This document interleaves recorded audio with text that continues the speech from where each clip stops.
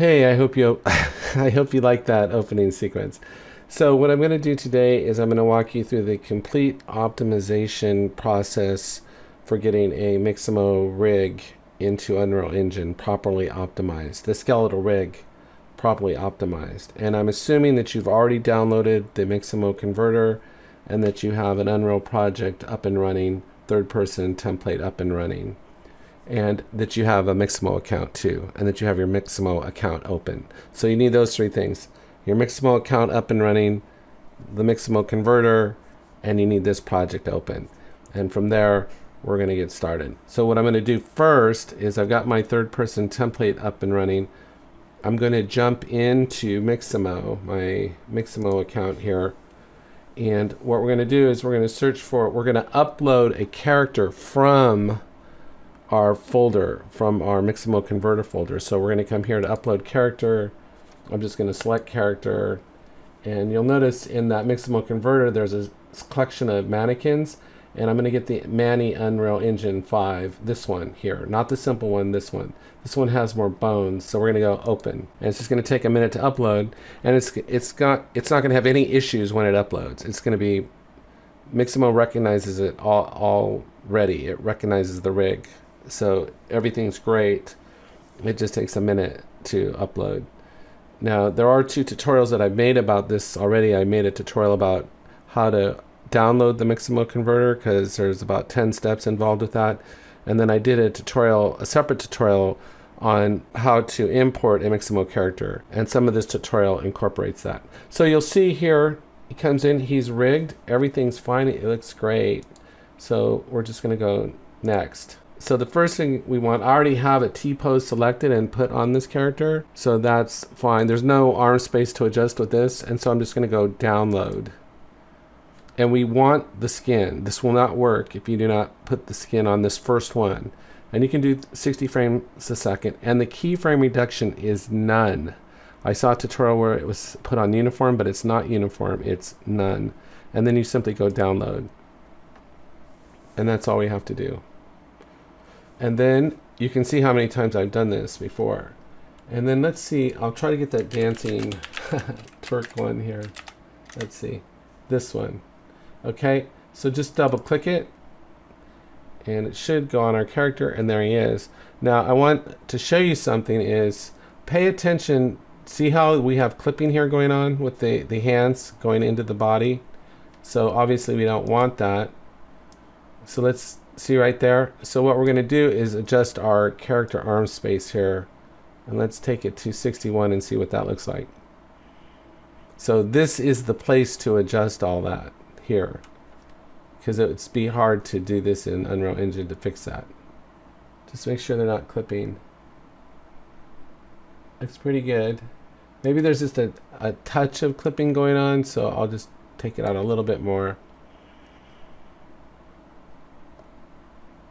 This is such a great animation, and it's pretty long too.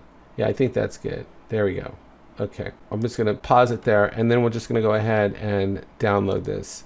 Now here we do not want the skin, and we can leave everything else as it's set, and we just download it. And that's just going to take a minute too. And once that's downloaded, we can go into our files on our computer here, and you'll see here's those two FBX files. So I'm going to hit Control and select them both. We're going to go copy, and then we're going to go into our launcher here, into here, into here, and these files need to be placed into our incoming FBX.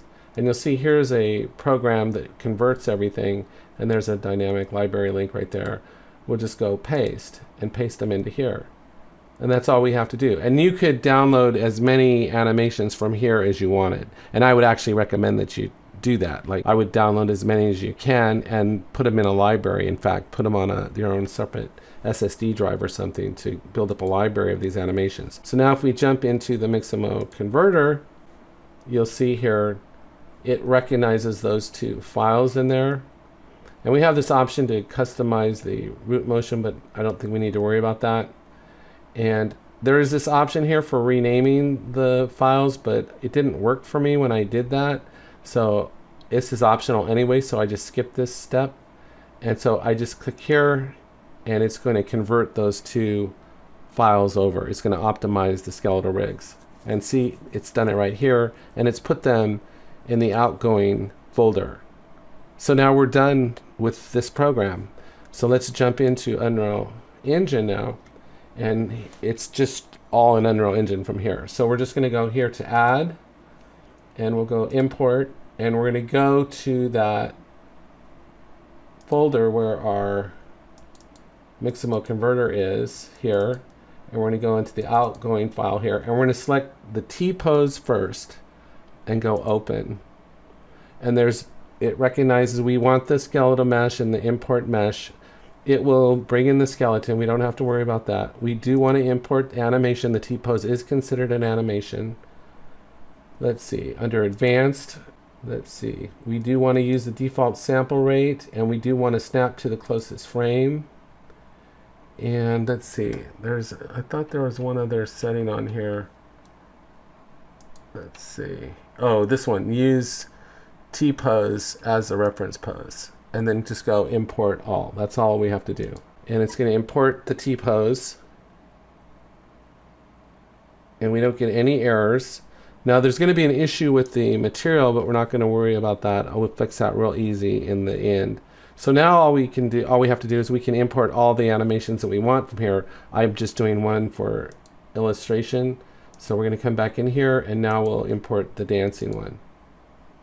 And everything, it recognizes the skeletal rig on the T-pose and everything, so we're good. And we'll just go import all, and it's going to take care of everything else from here. So the great thing is this rig now is fully optimized, and you'll see it just comes in as an animation sequence here. And if we double click into this and we go to the skeletal rig here, you'll see it has a root bone in here now.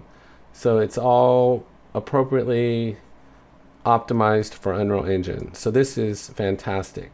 It's a very good animation, by the way, too. So we can just grab this and drag it onto the scene. And then if I hit F, whoops, what did I hit? Small F, there we go. So look, there's our character. Now, I wanted to show you an issue with the materials here. So something happened to them, I don't know, but we already have it in here, so all we have to do is swap it out. So we just go Manny 02 there, Manny 01 there, and he is good to go. Now, there is something that bothers me about this, is that every time, because we're in the third person player, if I hit play, the only way we'll be able to see this is with the player character camera, which makes it awkward. So let's do this. Let's go ahead and open up Place Actors, and let's just put a cine camera in here and do this real fast. This will make our life, I think, a lot easier. And so we can really appreciate what's going on here. So I'm going to turn the camera toward our character here. I'll just pull back a little bit because I don't like having to finagle that player character to try to see what's going on. So there we go. There's our dancing character here. I can actually search. Let me go ahead and make this big for a second here. It looks a little out of focus, so let's get it in focus here. Focus right here. Click that and just get the character in focus. Clear that out. And then with our camera selected in the scene, let's jump into the level blueprint real fast. This just takes a minute to do. Let's dock this up top here. Let's go ahead and click that to create a reference, and then let's just get event begin play right here, and let's get the player controller, get player controller, oops, get the player controller right here, and then let's search for set view target with blend right here, and just pop this in here and put this in there.